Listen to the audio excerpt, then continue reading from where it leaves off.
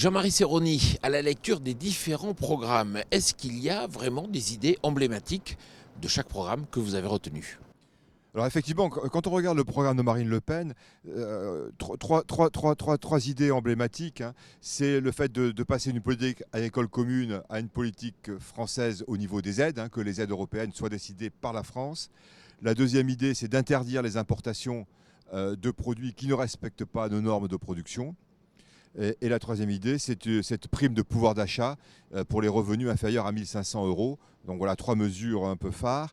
Du côté de chez François Fillon, c'est le fait de reconnaître les agriculteurs comme des chefs d'entreprise et toutes les mesures qui permettent de fonctionner comme des chefs d'entreprise.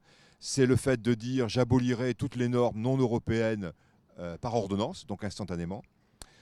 Et le fait de transférer, de baisser le coût du travail en transférant une partie de ces abaissements de charges par l'augmentation de 2 points de la TVA dite sociale ou TVA de compétitivité. Du côté de Benoît Hamon, c'est bien sûr le revenu universel qui peut concerner les agriculteurs. C'est l'idée de mettre un plan de 1 000 milliards d'euros au niveau européen sur la transition écologique et écologique.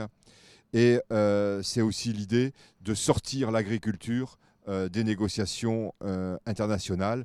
Et enfin, cette idée originale de créer une monnaie alternative pour les échanges entre entreprises. Du côté de Jean-Luc Mélenchon, c'est clairement la mesure emblématique, c'est la planification écologique, hein, y compris au niveau du territoire, hein, donc avec des mesures très autoritaristes globalement, qui se matérialisent aussi par l'idée d'une réforme agraire.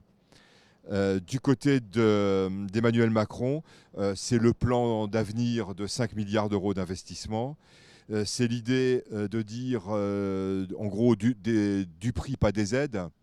C'est un slogan syndical, mais c'est un peu ça qu'il dit, hein, avec cette notion de prix juste, sans qu'on sache trop ce que c'est, par régulation au sein de la filière, et qui se matérialisera par cette grande négociation du Grenelle de l'alimentation.